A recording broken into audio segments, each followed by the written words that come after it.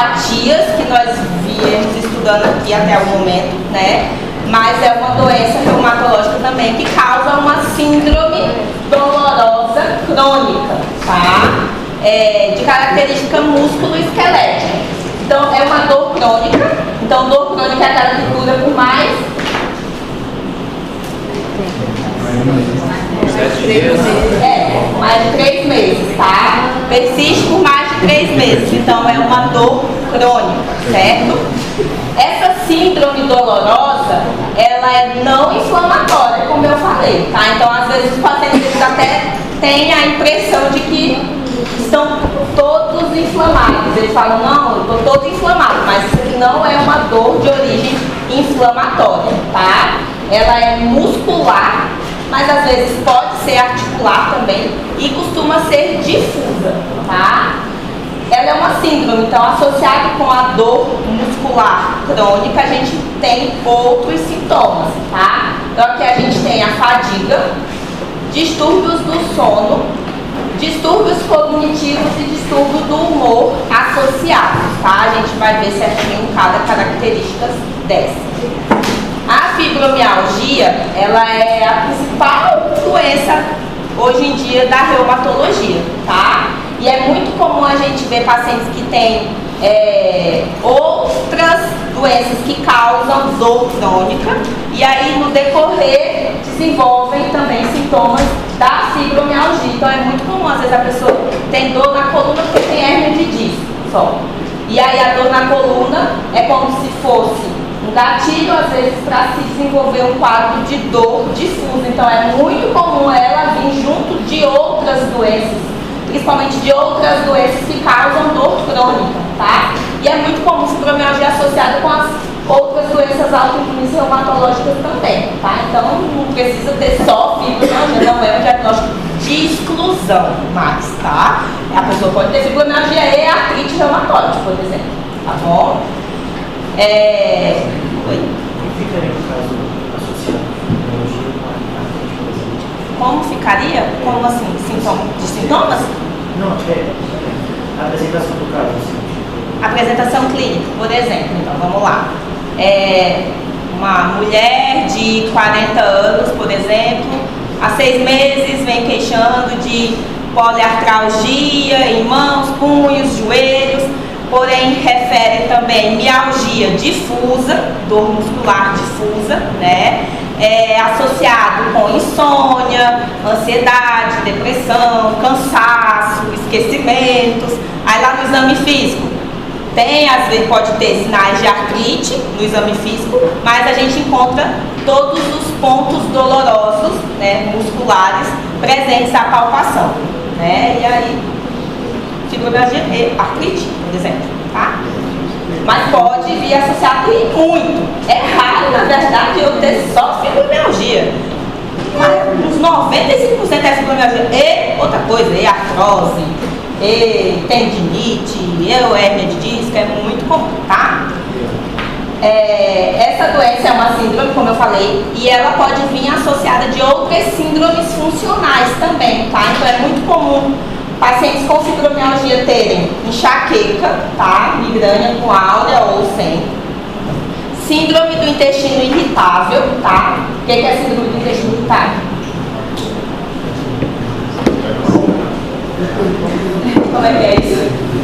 Eu acho que combina ansiedade, passa mal. Síndrome do intestino irritável é uma alteração funcional, né? Ou seja, não tem uma alteração inflamatória ou estrutural mesmo ali do trato gastrointestinal, é funcional, né? E que o principal sintoma aqui é uma alternância do hábito intestinal, tá? Então às vezes a pessoa tá, gente, constipada, diarreia, tá? Cólica abdominal, então é esse síndrome do intestino irritável, tá?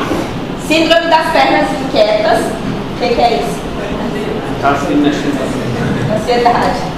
Mas a síndrome das pernas inquietas aqui é de noite, tá? E não é só isso balançar que a gente fica desse jeito aqui do nosso colega, não é? De noite mesmo a pessoa se tremendo toda, atrapalha o sono, inclusive, tá? Então essas síndromes funcionais podem vir associadas aqui à fibromialgia.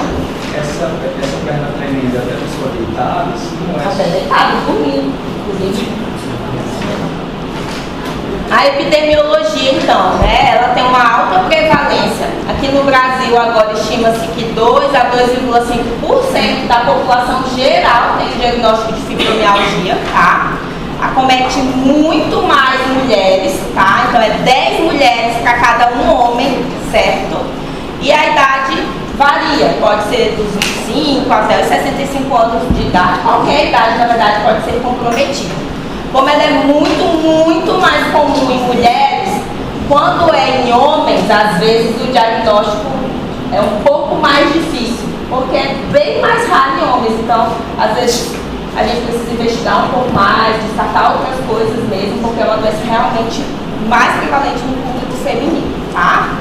Como eu falei, é mais frequente em pacientes que têm outras doenças crônicas, tá? E hoje em dia, dentro da reumatologia, é a patologia mais frequente de todas. O que causa a fibromialgia, então? Gente, não está muito bem esclarecido, cada vez mais está se tentando entender melhor isso daqui. Mas como eu falei para vocês, a dor músculo-esquelética, que ela não é inflamatória, tá? Acontece aqui uma dessensibilização central, tá? Como assim? O nosso cérebro é responsável por comandar o nosso corpo, certo? E a nossa pele, o nosso organismo aqui é cheio de receptores invisíveis, mas esses receptores que recebem todos os nossos estímulos para dor, estímulo do toque, de temperatura, certo? E quem controla esses estímulos são os nossos neurônios, é via central, sistema nervoso central. Então, pacientes com fibromialgia, eles têm uma resposta anormal e inadequada do sistema nervoso central para esses receptores que recebem esses estímulos periféricos. Então, é como se não tivesse batendo. O cérebro está mandando estímulo demais, os receptores periféricos estão hiperativos e aí a pessoa com fibromialgia tem uma hiperexcitabilidade desses neurônios, tá? Causando o que a gente chama de dor amplificada. Então, esses receptores estão hiperativos, tá? Então, qualquer estímulo, não somente estímulo doloroso, nessa pessoa é capaz de causar como se fosse um estímulo doloroso, porque eles estão hiperativos, hiperexcitados, certo? Então, se o principal ponto da dor aqui é de origem neurológica central, só para vocês já pensarem como que seria o principal tipo de tratamento aqui, com que medicações? Medicações que agem a nível de sistema nervoso central, porque a gente precisa tentar regularizar esses estímulos que estão hiperativados, certo? Então, esse é o principal mecanismo de dor na fibromialgia. É por estímulos intensos e exacerbados desses receptores. É uma dor nociceptiva, certo? Existem outras hipóteses aí também que estão envolvidas no mecanismo de evolução da fibromialgia, tá? O principal é esse que eu falei, que é esse distúrbio no processamento da dor, que é essa sensibilização central, né? Mas estão vendo que existem aí também algumas disfunções neuroendócrinas, estão pesquisando, porque reumato já quer achar alguma coisa autoimune, então já estão querendo achar algum anticorpo, alguma coisa que tenha algum lado autoimune aqui nessa doença, mas nada comprovado, né, ainda. E tem aqui um peso muito importante nas causas psicoemocionais também, tá? Então, na verdade, aqui são vários fatores associados, certo? Uma coisa que a gente observa que é muito importante aqui, tá? Essa causa psicoemocional é muito presente, tá? Então é uma dor psicológica, essa pessoa está depressiva. É isso? É doido. Não, tá? É uma dor real, só que a gente fala causas psicoemocionais porque é como se o transtorno de ansiedade ou transtorno depressivo Na maioria das vezes, além de ser um sintoma que pode vir associado, pode vir antes e servir como gatilho para que se deflagre o quadro doloroso. Então é muito comum, quando a gente está na anamnese ali da pessoa, a gente tentar encontrar ali quando começou essa dor. Na maioria das vezes a gente tem um ponto de partida, um gatilho, perdeu alguém na família, um trauma emocional, ou a pessoa já teve depressão antes. Na maioria das vezes a gente tem esse lado psicoemocional associado. É como se essa causa psicoemocional dessensibilizasse os neurônios? Isso, como se fosse o gatilho, tá? Então os traumas emocionais aí precisam ficar atentos. Mas o enfrentamento dessa doença fala de organismo idiopático, ele se usa isso? Não. Se fala mais isso? Não é idiopático, nem é mais diagnóstico de exclusão também. Porque antes era isso. Pesquisei, não deu nada. É fibromialgia? Não. Então essa questão do distúrbio aqui do processamento da dor, que é o ponto-chave, né, no quadro aqui fisiopatológico da fibromialgia, como eu falei para vocês, a gente tem alterações desses mecanismos nociceptivos. Então a gente está com uma alteração nessa transmissão desses estímulos e do jeito que eles são recebidos a nível periférico, certo? Então se eu tenho um estímulo alterado, uma percepção alterada, o paciente com fibromialgia desenvolve uma dor persistente, uma dor crônica. E às vezes ele tem dor até com coisas que não eram para causar dor. Isso tem um termo, isso chama-se alodínia, tá? Então a alodínia é o quê? É dor com estímulos que não são para causar dor. Por exemplo, tem muitas pessoas que têm fibromialgia que falam que sente dor quando vão tomar banho. A água do chuveiro, quando está tomando banho, a água caindo no corpo, dói.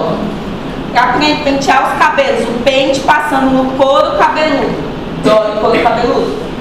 Mulheres, o sutiã, o fato do sutiã aqui só tá ali juntinho da pele. Alodínia, o que tem a ver sutiã para causar dor? Não. Então, alodínia, dor com estímulos não dolorosos. Certo? Hiperalgesia é o quê?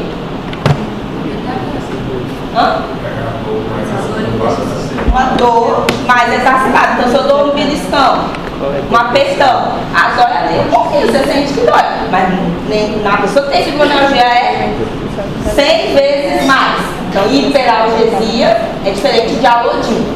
Mas as duas coisas podem estar presentes aqui nesses pacientes. Certo? Então aqui a gente tem esse mecanismo de sensibilização central, como eu falei para vocês, tá? Por uma disfunção mesmo do córtex cerebral, lá nesses estímulos periféricos. Aqui é só uma curva, né, de resposta amplificada à dor, para vocês entenderem, né? O que é a diferença de alodínia. Aqui até coloca abraços que parecem dolorosos, então tem gente que às vezes o marido não pode nem abraçar a esposa, quer abraçar, dói, a alodínia. E a hiperalgesia, que é quando uma picada de um mosquito, por exemplo, dói mais nessa pessoa, é muito mais intensa. Então aqui o limiar de dor nesses pacientes com fibromialgia é muito baixo, coisas não dolorosas acabam causando dor aqui. Certo? Aqui já foi evidenciado que a gente tem alterações de alguns neurotransmissores em específicos, alguns neurotransmissores que agem lá na modulação da dor, tá? Daí foi visto que a gente tem o envolvimento principalmente aqui da substância P, tá? A gente também observa a diminuição dos níveis de serotonina, redução dos níveis de endorfinas, noradrenalina, dopamina e aumento aqui do fator de crescimento de neurônios, tá? Então a gente tem já comprovado as alterações desses neurotransmissores, justamente por isso a gente tem as nossas principais classes medicamentosas no tratamento aqui dessa doença, que agem justamente nesses neurotransmissores aqui que estão alterados, certo? Disfunções endócrinas, foi visto que nesses pacientes a gente também encontra níveis reduzidos de cortisol, tá? Então tem uma relação ali com uma disfunção do eixo hipotálamo hipófise adrenal, certo? Esses pacientes, eles têm uma resposta muito rápida a eventos estressores. Então, às vezes, é muito comum, a pessoa está em tratamento, está até controlada, tem um estresse no trabalho. Isso é um gatilho para ter uma crise, uma intensificação da dor. Eles respondem muito rápido a esses estímulos estressores, seja físicos ou psicoemocionais, tá? Também foi visto que tem redução nos níveis de melatonina, o que sugere aí também uma relação na questão do distúrbio do sono que esses pacientes têm, tá? Então, além desse distúrbio do sono, a melatonina ela também tem uma ação antioxidante, analgésica, anti-inflamatória, ansiolítica. Então, a sua redução nesses pacientes contribui para a intensificação e para a piora do quadro doloroso também, tá? As alterações imunológicas estão sendo pesquisadas ainda, né? Estão estudando aí 2 biomarcadores, tá? Que está sendo estudado, eles às vezes fazem coleta do líquor, né? E aí estão pesquisando e dosando esses biomarcadores, mas isso aqui ainda é em estudo, tá? Não entra para critério diagnóstico nesses pacientes. E as causas psicoemocionais, como eu falei para vocês, o estresse emocional, a gente consegue entender bem esse como um ponto de partida para o início do quadro doloroso, tá? Aí eu sempre falo, né, tem pessoas, colegas que perguntam para mim, você tem algum paciente que tem fibromialgia que não tem ansiedade, que não tem depressão? É raro, mas tem, tá? Às vezes a pessoa começa com a dor mesmo, e de tanta dor, desenvolve ali a ansiedade e a depressão pelo quadro doloroso. Mas é bem comum realmente ter a ansiedade e a depressão prévia já, e aí se desenvolver o quadro doloroso depois também, tá? Das manifestações clínicas, então, o principal sintoma de todos aqui é a dor difusa. É uma dor muscular, então é uma mialgia generalizada e crônica, tá? Na maioria das vezes os pacientes eles não conseguem nem localizar a dor direito, né? Eles falam que eles descrevem de uma maneira leiga, é uma dor nas carnes, dor nos dedos, não sabe onde é, tá? Então é de difícil caracterização e às vezes ela pode variar, ela tem uma tendência a ser uma dor difusa, mas é comum a gente ter locais do corpo que costumam ser a dor mais intensa, tá? Essa dor pode ser queimação, pode ser uma dor em peso, em aperto, latejante, uma dor de cansaço, tá? Ela costuma ser pior de manhã também. Às vezes o paciente ele tem uma sensação subjetiva de que está com edema, de que está com inchaço e que sente parestesias também, tá? Então, a gente sempre tem que considerar realmente outras hipóteses, né? Ou associadas ou como diagnóstico diferencial, porque a dor é músculo-esquelética. Pode doer as articulações às vezes, tá? Junto de dor muscular, né? É mais muscular, mas pode doer a articulação também. Mas não é inflamatória. A pessoa às vezes tem até a sensação de que incha, de que está inflamado, mas não é uma sensação subjetiva, certo? A intensidade é moderada a forte, às vezes pode ser incapacitante, tá? E na maioria das vezes a gente tem um evento estressante aí como gatilho para o início da dor. Aqui na fibromialgia a gente não tem evidência de doença sistêmica, tá? Pela fibromialgia, né? Ou comprometimento articular inflamatório, nem comprometimento neurológico ou atrofia muscular. Se for somente fibromialgia pura, se tiver outra doença associada, aí pode ter, né? Aqui a gente teve por muito tempo a avaliação do que a gente chama de tender points, tá? Tender points são alguns pontos que a gente palpa durante o exame físico e que nos ajudam a avaliar o quadro e a intensidade de dor desse paciente, tá? Antes, nos critérios antigos, esses tender points até entravam nos critérios. Hoje em dia, não usa-se mais tender point para critério diagnóstico, mas a gente avalia e palpa no exame físico esses pontos ainda, tá? Esses são os tender points. A gente tem 18, tá? Aqui, ó, na região cervical. Opa. E não faz mais parte Dos critérios, de critérios diagnósticos, não, vou mostrar os critérios, tá? Mas a gente usa os tender points ainda para palpação do exame físico para avaliar ali a intensidade e o quão generalizada está a dor desse paciente, tá? Mas eles não são mais critérios diagnósticos. Então a gente tem 18 tender points que a gente usa simplesmente para avaliação no exame físico desses pacientes, certo? Além da dor, a gente tem outros critérios aí, outros sintomas que foram incluídos nos critérios diagnósticos, né? Então aqui a gente tem o distúrbio do sono muito presente. Então, principalmente o que a gente chama de sono não reparador. O que é sono não reparador, gente? Justamente. Acho que eu não. Todo mundo faz, dorme, acorda cansado, não chega no sono profundo, não atinge o sono REM, né? Parece que está dormindo, mas acorda de manhã cansado do mesmo jeito, parece que passou a noite correndo, fazendo alguma coisa, né? Não descansou, tá? Então, nem sempre o distúrbio do sono aqui é uma insônia, tá? Na maioria das vezes é o sono não reparador, a pessoa dorme, mas agora de manhã cansada do mesmo jeito, certo?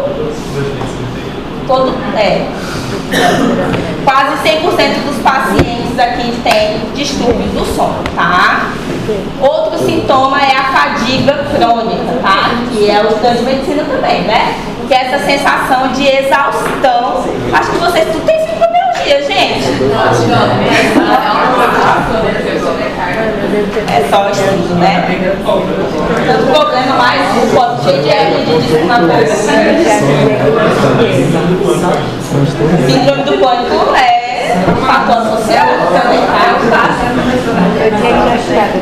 Vamos lá, gente. Então a fadiga crônica, tá? Que é justamente essa sensação de exaustão, né? Dificuldade para realizar tarefas simples, né? Cansaço intenso. Isso aqui está muito associado com o sono não reparador. Eu sempre falo para os pacientes que quando a gente vai iniciar um tratamento, a gente tem que tentar abordar todos os pontos. Por quê? Tá com muita dor. Claro, a dor vai atrapalhar o sono de toda forma, né? Se a pessoa não dorme bem, acorda de manhã cansada do mesmo jeito, esse cansaço, a noite de sono não reparador vai fazer o quê? Fadiga. Aí a fadiga, não dormiu bem, vai piorar a dor. Aí a pessoa não está dormindo, está morrendo de dor, fica estressada, ansioso, deprimido e uma coisa piora a outra, é um ciclo vicioso, né? Transtornos de humor, aqui a gente tem muito associado também, né? Seja depressão ou ansiedade, transtornos obsessivos compulsivos e síndrome do pânico também, tá? São os 4 principais aqui. Aqui a gente também tem distúrbios cognitivos, tá? Então, pacientes com fibromialgia, eles têm distúrbios na memória. Então, tem dificuldade de concentração, esquecimentos frequentes, tá? A dor crônica e a fadiga fazem com que surjam esses sintomas cognitivos. Quando a pessoa tem esquecimento, dificuldade de concentrar-se na fibromialgia, a gente tem até um nome, um termo, que é a fibrofog, tá? Que é distúrbios cognitivos na fibromialgia. Fibrofog, fog, F-O-G, fibrofog, tá? Que é do inglês, névoa, parece que a pessoa está...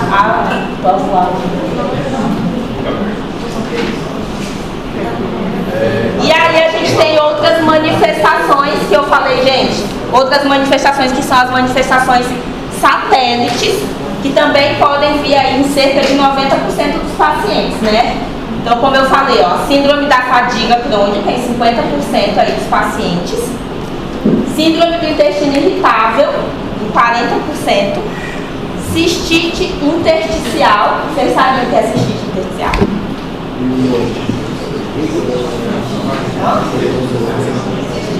O que é cistite? Tá, mas aqui é intersticial. Não, tá. Parece que tá com infecção de urina. mas não é uma infecção, tá? É basicamente o mesmo pensamento do intestino irritável.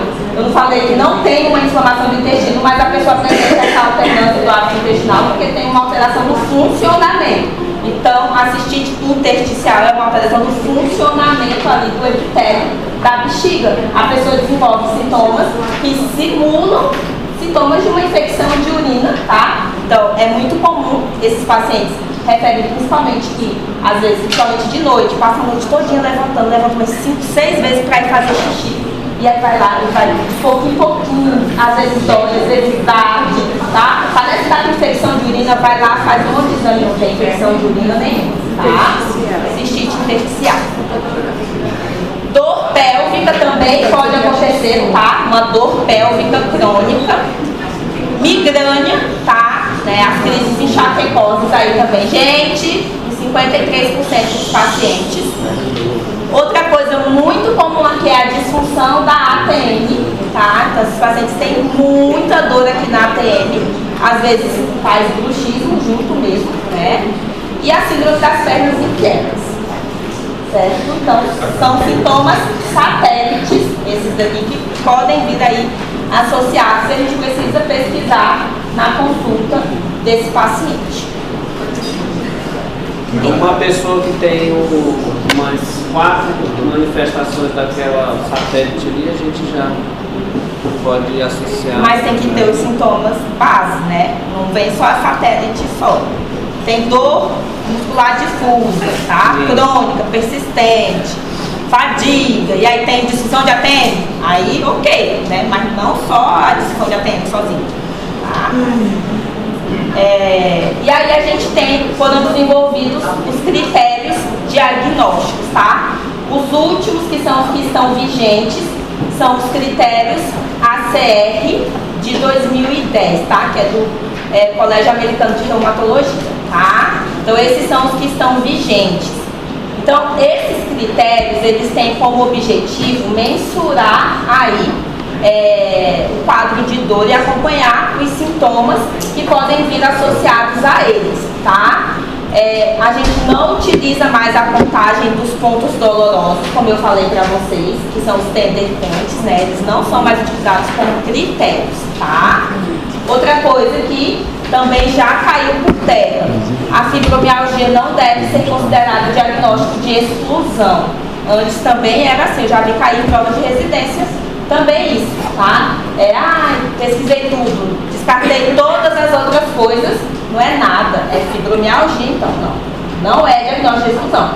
O reumatologista já pode dar um diagnóstico de fibromialgia em primeira consulta, tá? Eu não preciso de exames para descartar outras doenças, outras patologias, porque a pessoa pode ter fibromialgia e outra coisa junto também, tá? Na maioria das vezes a gente vai pedir exames, mas é para avaliar outras possíveis queixas, outras patologias que podem vir associadas, não para confirmar ou descartar a fibromialgia, até porque o diagnóstico é clínico.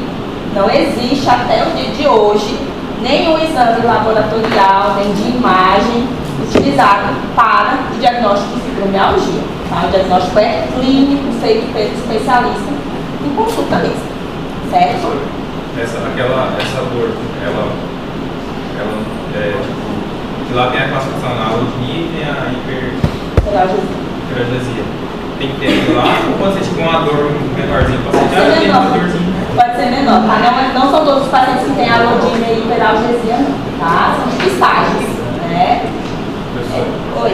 Esses tendepônicos e esses hiperalgesias estão dentro da série, mas a gente não usa mais. Não, tendepônico não está dentro dos critérios mais. Então vai, eu falo. O pessoal falou que esse aspecto é 2010, ele é de 2010. Mas esse é o último critério. Tinha um diante desse que era o que usava tendepônicos. Tá. Os critérios foram reformulados em 2010.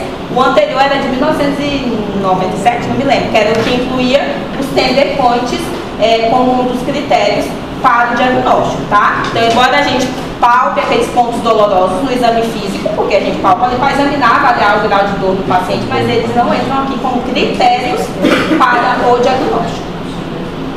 Professora, a senhora falou aí que o diagnóstico é por especialista. É só o reumatologista. É o reumato somente.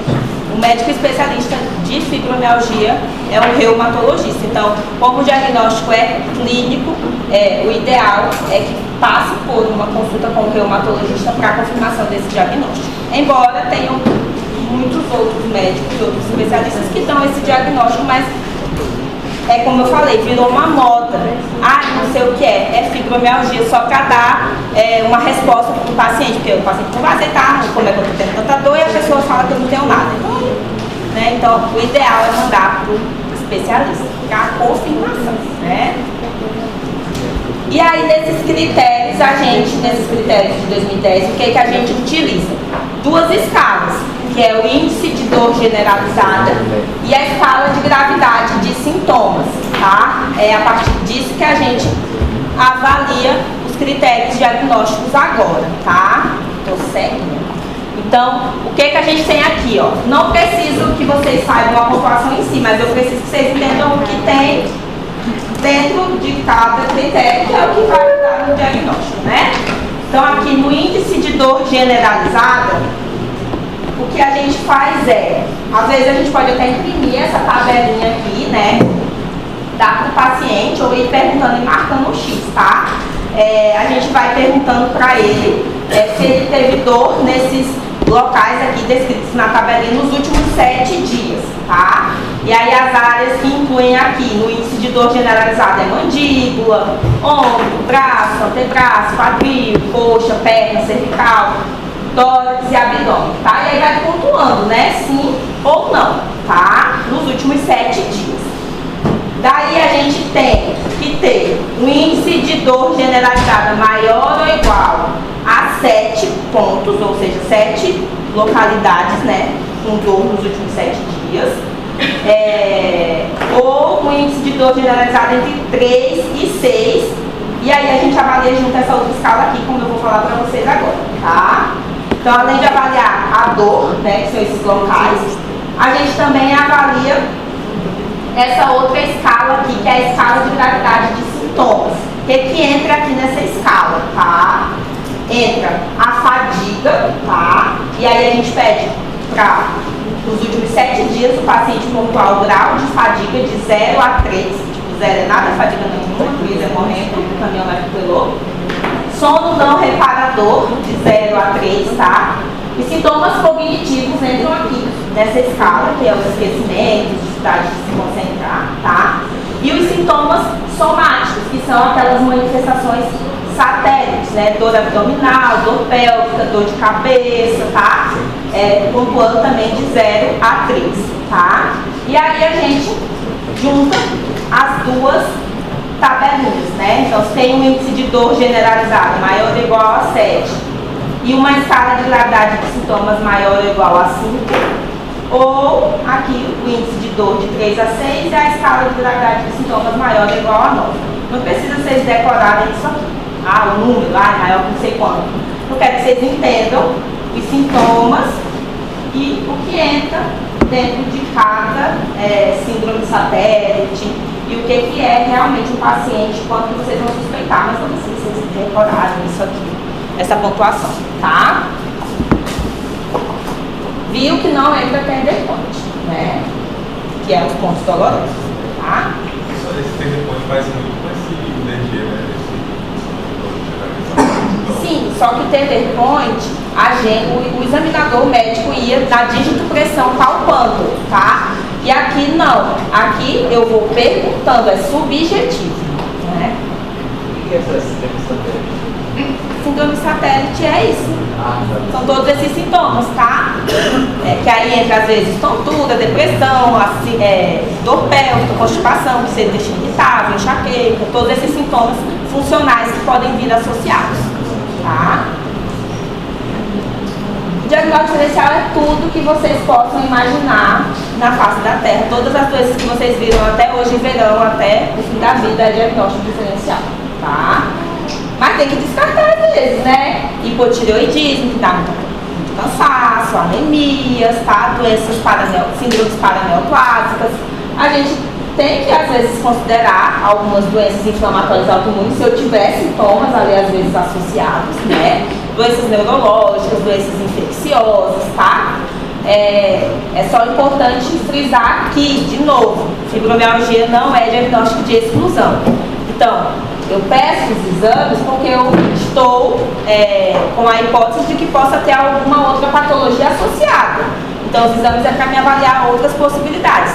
Não é para confirmação de fibromialgia e também não é para descartar, não tem nada para dizer que é fibromialgia, tá? Porque não é mais diagnóstico de exclusão. Certo? Entenderam? Tratamento, então. Vocês conhecem alguém que tem fibromialgia? Acho que a minha senhora não tem, né? Então, os objetivos aqui do tratamento, gente, é o alívio da dor, né?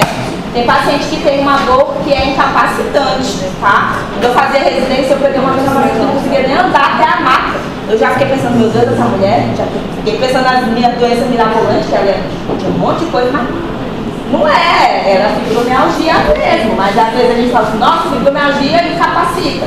Tem pessoas que têm um limiar de dor diferente da outra e às vezes essa dor é tão intensa que incapacita, tá? Cada um tem um limiar diferente. Então o objetivo é alívio da dor, melhora da qualidade de sono, né? Restabelecer aí a saúde mental, né? Que a gente viu que é um gatilho importante, né? As causas psicoemocionais, melhorar o condicionamento físico e a fadiga e tratar também as enfermidades que podem vir aí associadas com concomitantes, né? O principal de tudo aqui é o tratamento não farmacológico. É justamente isso que os pacientes não entendem. Que a pessoa tem tanta dor, que a única coisa que ela quer fazer é nada, é ficar deitada, paralisada, porque está com muita dor, certo? E é justamente o que vai piorar ainda mais a dor, tá? O principal ponto aqui é o exercício físico, tá? Então, o exercício físico, qualquer um, mas principalmente exercícios aeróbicos, tá? Eles ajudam no controle da dor, né? Melhoram a sensação de fadiga, melhoram o sono, tem um efeito anti-inflamatório, modulam a dor, tá? Então, o exercício físico é o principal ponto do tratamento. Difícil é colocar isso na cabeça das pessoas, porque elas acham que eu sou doida quando elas são morrendo de dor e eu peço para elas fazerem exercício físico, porque elas têm a impressão de que piora, né? Mas piora porque até a gente, se é sedentário, se eu começar a fazer academia, eu vou ficar morrendo no começo, né? Então, é a questão da constância, certo? E claro, tem que avaliar se não tem outra patologia associada, porque às vezes a pessoa tem fibromialgia e artrose de joelho, aí eu vou mandar ela caminhar? Não, né? Porque vai piorar a artrose. Então é tudo adaptado para cada realidade, né? Individualizado, tá? Fazer terapia, né? Então acompanhamento aí com psicólogo também, tá? Terapia cognitivo comportamental. Às vezes a gente precisa encaminhar para o psiquiatra em conjunto, tá? Também é importante. O exercício, como eu falei, aeróbico, pelo menos 2 vezes por semana, né? Mas às vezes pode ser adaptado aí uma hidroterapia, às vezes pode ser associado. Tem alguns estudos falando do benefício da acupuntura, tá? Para auxiliar no tratamento da dor, né? Se a pessoa é adepta e ajuda ela, é válido. Pode tentar também, né? Mas não só a acupuntura, sem fazer todo o resto, tá? E aí a gente tem o tratamento farmacológico, né? A fibromialgia é uma doença que eu falei que é uma síndrome dolorosa crônica. Então, crônica quer dizer que não tem cura, né? Tem tratamento, tem controle, tem melhora dos sintomas. Pode falar. Esse tratamento farmacológico você vai somente a dose mínima? Não. A gente começa com doses baixas e vai vendo a tolerância do paciente e ajustando de acordo com o controle dos sintomas. Mas aí o foco seria a síndrome relacionada à depressão ou ansiedade? Depende. As duas coisas, porque se a pessoa tem depressão e ansiedade junto, eu também tenho que fazer o tratamento e controle da saúde mental, tá? Mas, se não tem depressão, se não tem ansiedade, só pensando na dor em si, por exemplo, dos antidepressivos tricíclicos, né? Principalmente a amitriptilina, tá? As doses para tratamento da dor são doses que variam ali entre 25 e 75 miligramas, tá? Às vezes para depressão ou outros transtornos poderia ser dose mais alta, mas aí não tem benefício para a dor em si, no caso dos tricíclicos, tá? Então, pronto. Do tratamento farmacológico, né? A gente usa aí algumas classes medicamentosas, uma delas são os antidepressivos tricíclicos, que ajudam lá na modulação central da dor, né? Então eles aumentam a presença de neurotransmissores que eu falei para vocês que estão reduzidos aqui nesses pacientes, como a serotonina, dopamina, noradrenalina. Além do que os tricíclicos também têm um efeito importante no sono, né? Eles também melhoram a qualidade do sono. Na maioria dos pacientes eles têm esse efeito de induzir o sono também. É um efeito meio colateral a sonolência, mas acaba que ajuda nesse ponto também. Dos tricíclicos, o principal aqui é a amitriptilina, não é todo o tricíclico, tá? Então, o que entra no consenso aí é a amitriptilina e a nortriptilina, mas a gente usa mais a amitriptilina, tá? Os outros tricíclicos, imipramina e clomipramina, não entram no consenso, não foi evidenciado resposta no controle de dor com esses outros tricíclicos, tá? A questão dele é que a amitriptilina, por exemplo, é uma medicação que a gente encontra na rede, né? Tem no postinho de saúde, tem no SUS, e é baratinha também, tá? Mas não seria a minha primeira opção, mas pode ser utilizada. Professor, ainda na questão do sono, associa a melatonina? Pode associar, tá? Vou falar mais na frente. Outra medicação que a gente pode utilizar aqui é a ciclobenzaprina. Quem é que já tomou? Muscular, Miozan. Nunca ninguém tomou. Muscular, Miozan. Já, ciclobenzaprina. Mirtax, é tudo a mesma coisa, é ciclobenzaprina, tá? É um relaxante muscular, tá? Só que ele não é um simples relaxante muscular, tá? É um relaxante muscular que farmacologicamente a estrutura da molécula da ciclobenzaprina é bem semelhante à estrutura farmacológica dos tricíclicos.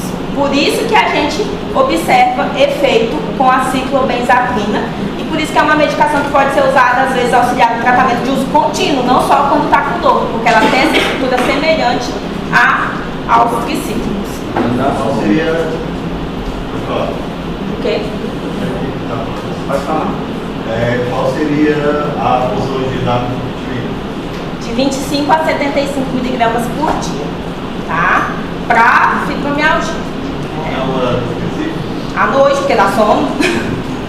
Tomar de manhã vai se bater ali no olho, tá? A maioria das pessoas dá sono. Tem gente que também não sente, né? Mas é bem comum dar sonolência. É de noite.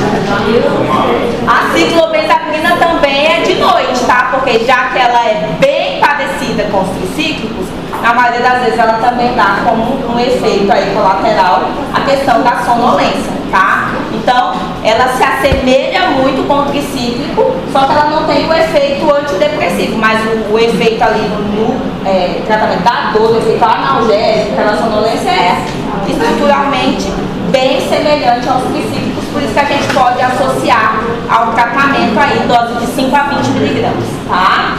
Às vezes a gente pode deixar também a ciclobenzaprina como medicação para crise, para momento de crise, sabe? Tá com crise, tá com muita dor, pode tomar. E aí existe uma ciclobenzaprina associada com cafeína, gente, que é para não dar sono, que aí dá para tomar de dia, tá? Que é o Miozan Cássio, que é ciclobenzaprina com cafeína, e dá para tomar de dia para não dar sono. Certo? Fibromialgia, mas faz exercício.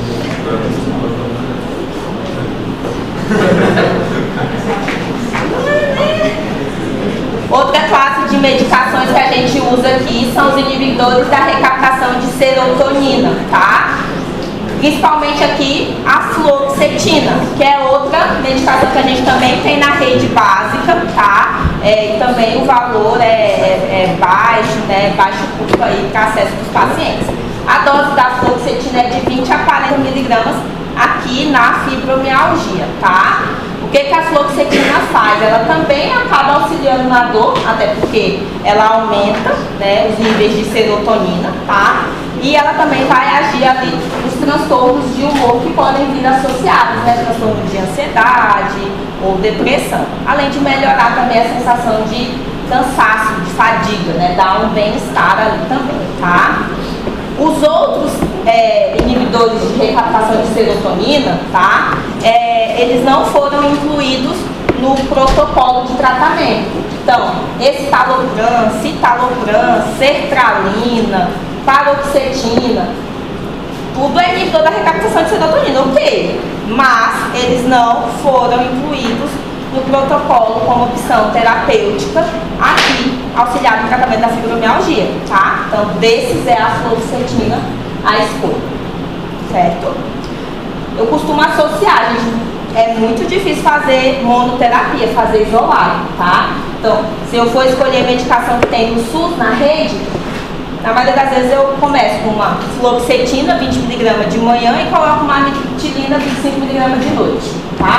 Associo porque uma complementa a outra.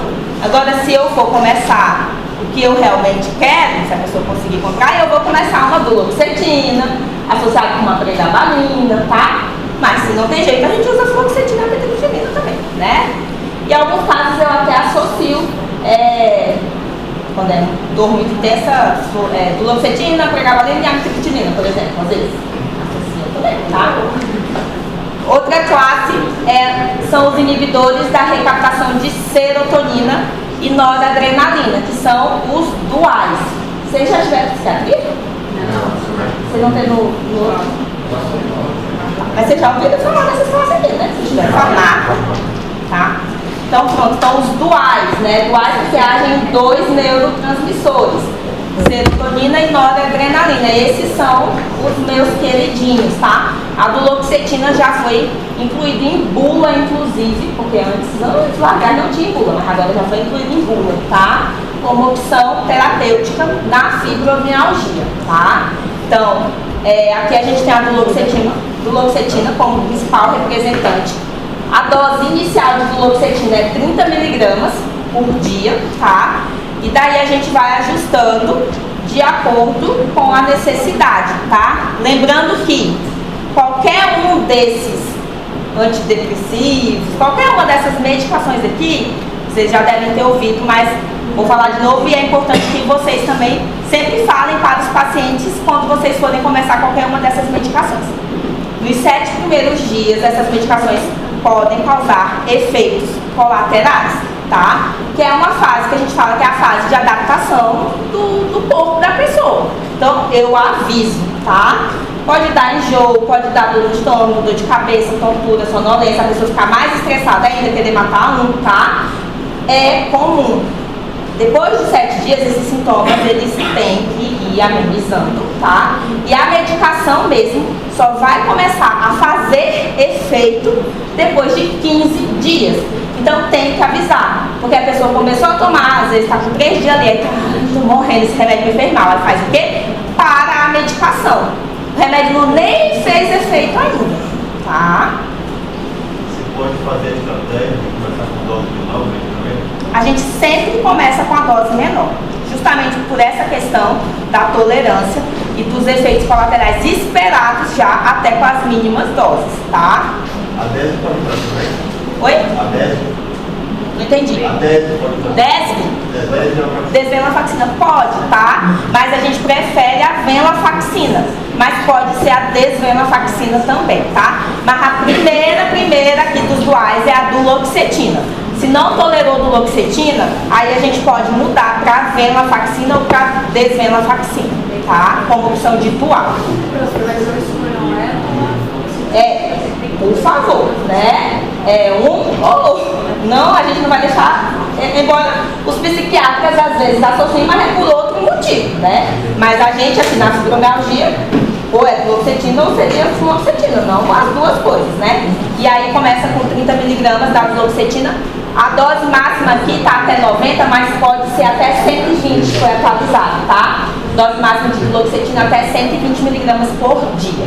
Sério? Seria interessante ver essa associação com o ansiolítico, a pessoa mas essas medicações elas já têm efeito ansiolítico, né? Sim, por exemplo, eu não estou embaixo. Não! Esses pacientes são danados para ficar com dependência de medicação. Não tem indicação nenhuma de uso de benzodiazepínicos aqui.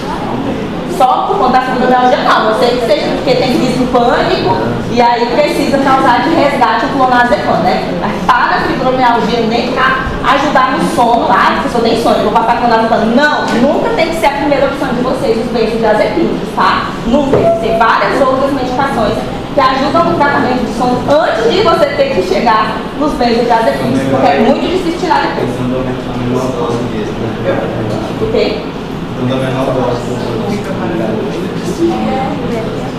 Essas medicações elas já têm efeitos antidepressivos, né? Então, se a gente está usando elas no tratamento de forma geral da fibromialgia, mas mesmo assim a pessoa ainda está tendo mais presente os sintomas depressivos, por exemplo, né?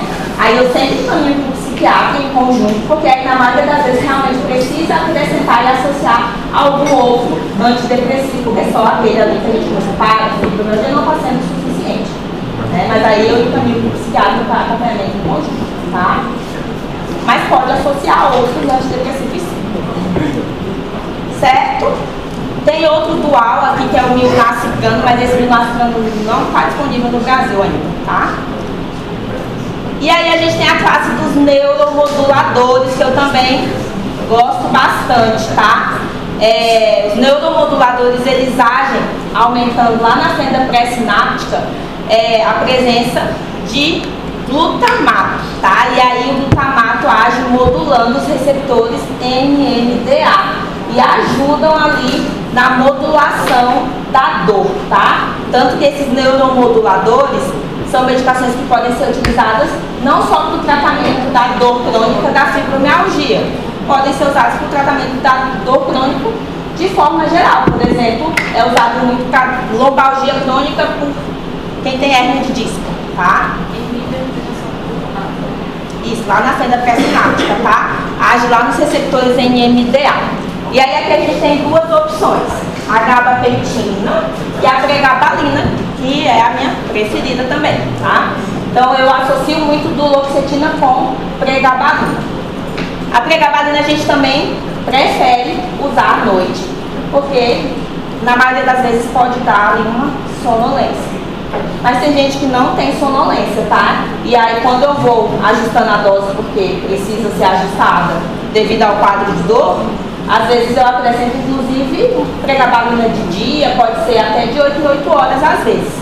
A dose máxima é 450 mg por dia, tá? De pregabalina dividido em doses aí iguais.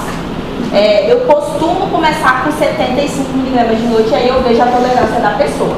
Se precisa, eu aumento para 150. Tem gente que é tão sensível que eu tenho que reduzir para 50 às vezes. Começa com 75, eu tô morrendo assim, mal cultura e jogo, reduzir para 50, tá? Mas o ideal seria de 75 para cima, mas cada um tem uma tolerância diferente. A gabapentina também vai muito bem. E a gabapentina é uma medicação que a gente consegue via medicação de alto custo do Estado, tá? Então tem como solicitar e o paciente ganhar também, né? Pelo Estado, fazendo a papelada, tá? Pregabalina e duloxetina, infelizmente, não tem na rede, nem via medicação de alto custo. A gabapentina, o efeito dela, o efeito analgésico para controle de dor, geralmente são em doses bem mais altas, tá? Então, geralmente a gente observa aí acima de 900 mg que começa a ter uma resposta. O comprimido, a dose mínima da gabapentina é de 300 mg, tá? Tem de 300, tem de 400 e tem de 600 mg. A dose inicial recomendada seria 900 por dia, podendo chegar até 2.400 mg em 24 horas, tá? O pramipexol é um antiparkinsoniano, tá? É uma medicação que pode ser utilizada para pessoas que têm síndrome das pernas inquietas, né? Como manifestação aí funcional satélite associada, tá? Então aquela questão da tremedeira, principalmente durante o sono, né? A gente pode associar aí o pramipexol para esses pacientes. Essas medicações aqui, gente, elas são de uso diário, até porque elas demoram umas 2 semanas para fazer efeito, né? Então a gente tem que falar isso para o paciente, porque às vezes eles pensam que isso aqui é um analgésico. Ah, eu estou morrendo de dor agora, eu vou tomar uma amitriptilina. Não vai fazer efeito, meu filho, tá? Sinto muito, então tem que ser orientado. Isso aqui é uma coisa que tem que ser contínua, diária, né? Contínuo não quer dizer que vai ser para toda a vida, para todo sempre, porque embora seja uma doença crônica, a gente tem controle, e principalmente se a pessoa faz exercício físico, faz toda aquela parte não farmacológica, a gente consegue, às vezes, chegar no ponto de suspender as medicações, tá?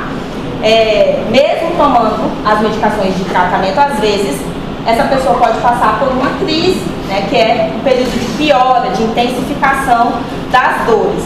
Nesses períodos de crises, às vezes a gente necessita fazer o uso dos analgésicos para tentar tirar ali a dor na hora, né, sintomáticos, tá?